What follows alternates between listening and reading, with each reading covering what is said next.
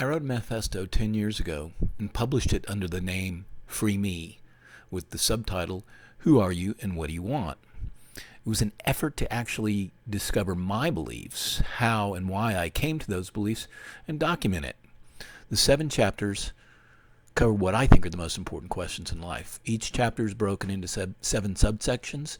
The 3rd chapter attempts to answer the question, why do we do that? I give my take on the 7 traits that Brian Tracy says we were all hardwired for in his book Something for Nothing, a book I would highly recommend for today, everything that's happening today in the Democratic Party and the United States. He says if we understand these traits, we can deal with ourselves and others more effectively. Those 7 traits are selfishness, laziness, vanity, greed, ignorance, ambitiousness, and impatience. They are neither good nor bad, but can be good or bad depending on how you as an individual manifest them. For most of us, the center of our psychological universe is the ego. Yes, we are all selfish. It's all about me. To give you a quick example, if you create things to make people smile or laugh, that's good selfishness. It makes you feel good, but also other people. On the other hand, if I call my brother in the middle of the night and he does not take the phone, and I go off into an angry rant calling him evil, that's bad selfishness. Anger, by the way, is the topic of the first section of the next chapter titled, Why Not? In parentheses, freedom. That will be my next to nothing to say video. This section on selfishness is what I called I versus you. Ayn Rand, a Russian-born American writer and novelist, born in 1905, said, "Love is an expression and assertion of self-esteem, a response to one's own values in the person of another. One gains a profoundly personal, selfish joy from the mere existence of the person one loves. It's one's own personal, selfish happiness that one seeks, earns, and derives from love. Narcissism is natural. We're all born narcissistic. We will always choose what we think is better for ourselves. Therefore, we're all selfish. Selfishness is the ultimate hardwired attribute that ensures our individual survival, the first of our hierarchy of needs." In Richard Dawkins' book, The Selfish Gene, he describes genes as being, quote, selfish. It does not mean that they are driven by thought, but simply their behavior can be described as if they are selfish. He says that genes that get passed on are not necessarily those of the organism, but the organism reacts in ways to preserve its genes in a larger sense. In other words, if an individual sacrifices its own life to protect the lives of its kin, it's acting in the interests of its own genes, or is practicing altruism through selfishness. We cannot change our genes in this life, that is. And that's what hardwired means. It's built into us. Selfishness is possibly the root of all the other hardwired behaviors of laziness, vanity, greed, ignorance, ambitiousness, and impatience. The ultimate form of genetic altruism is aging. An organism's death makes room for its offspring, benefiting the selfish genes at the expense of the organism. So technically not having children can be considered a protest against death. Just a genetic perspective there. To be called selfish, however, it's not a compliment, as anyone knows who's been called that. I've not been called selfish by a lot of people, but I have been called that by someone that should know me better than most.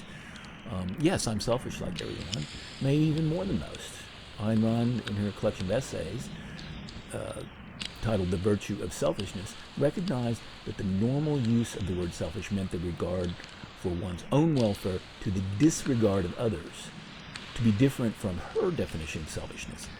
She argues that humans live in a social world, and therefore, in order to maximize the value of their interactions with others, they should cultivate rationality, justice, productiveness, and benevolence. She sees defining selfishness as being bad as a narrow-minded and counterproductive view of something we all embody. Ayn Rand believed in the philosophy of objectivism. Objectivism is rational self-interest and self-responsibility.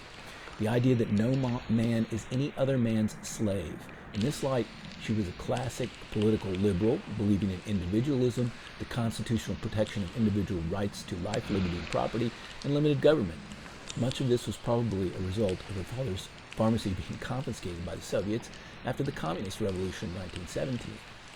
When you want to determine if something is a true statement about human nature, ask yourself if it's real for you. Do you believe that your neighbor can tell you what's best for you? Or a politician? Communism attempted to dictate how people should live and what they should think based on the elitist ideal of everyone being equal. Who can decide what's best for you and what will make you happy? You? Yourself? Yes. You're the only one that can tell what foods you like, what recreation you like, what makes you comfortable or uncomfortable, what gives you pleasure and what gives you pain. Selfishness can be good if it involves making others happy or having fun because you have more fun. We all start by recognizing only ourselves. When we recognize another person, the you, and realize that this person can bring us what we, the I, want, we can shift our focus to the other person, the you, in a selfish way that is good for both you and I. However, it's still selfish.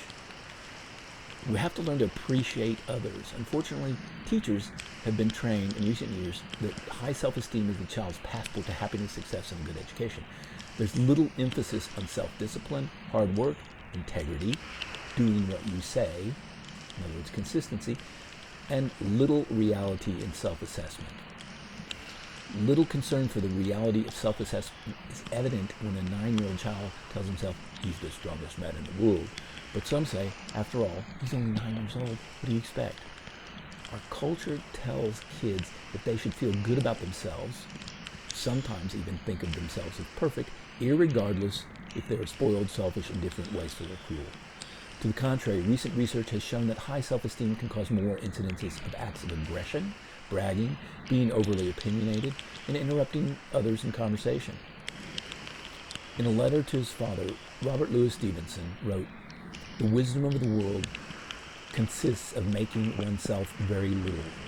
I'm sure he knew about feeling little after spending 6 days on a cocaine binge writing Dr. Jekyll and Mr. Hyde. The aftermath was certainly not a good experience. Learning humility is not usually the result of studying or teaching, but through direct experience, and usually not pleasant experience. The cure for the I-centeredness is you. Sometimes rather than elevating the importance of you, it's easier to lower the importance of I. One of the most common debilitating emotions to personal relationships is being offended by something someone said or did. Being offended is pure opinion.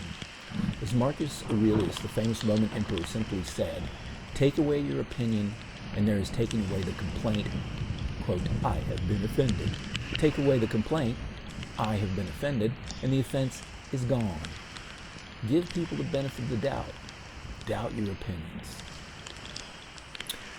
Humility is the virtuous way to lessen the importance of I. You can teach a little humility with magic. I'll get to that later. Narcissism is derived from Greek mythology. Narcissus was a handsome Greek youth who was punished for his rejection of the mountain nymph Echo by dooming him to fall in love with his own reflection in a pool of water. You can't get over narcissism, but you can look through it. If narcissism is looking in the mirror, humility is looking through the mirror. Humble comes from the Latin word humilis, which is related to humus or earth. It's a feeling of earthiness that we are a small part of a larger whole. Humility strengthens the mind for life's inevitable ups and downs, especially the process of aging.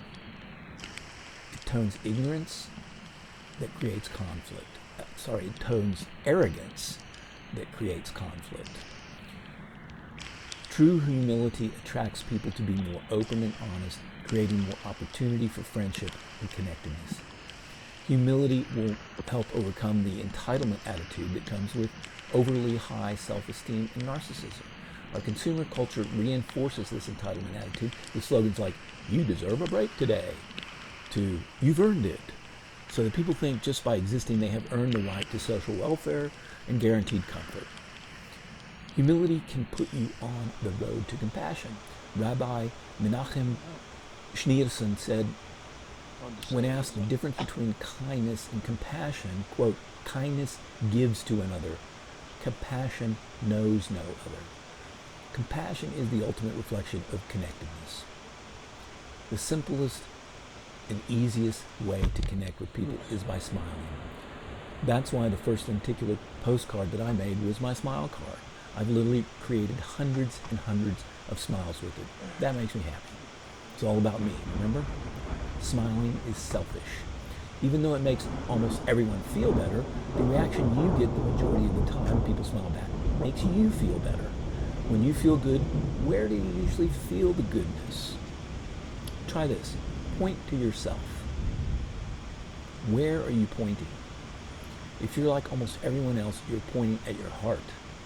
Almost all cultures have considered the heart to be the seat of emotions. The expression "have a heart" doesn't mean get a powerful muscle that pumps blood through about 62,000 miles of blood vessels and beats about 35 million times a year. They mean show some compassion. Interestingly, the heart has been shown to have an energy field that extends beyond the body. The Institute of Heart Math, Stanford University, and Miami Heart Research Institute have verified that our hearts generate an electromagnetic field around us that is several feet in diameter and over 5,000 times stronger than the field generated by the brain. It is possible that the presence of another heart can actually make you feel better. The Dalai Lama said, for those who may not find happiness to exercise religious faith, it's okay to remain a radical atheist. It's absolutely an individual right. But the important thing is with a compassionate heart. Then no problem. It takes work to cultivate compassion, and paradoxically, it is widely accepted that a lack of love for ourselves is what inhibits our compassion for others. Play with some of these ideas, and you won't have to work so hard to make your selfishness positive.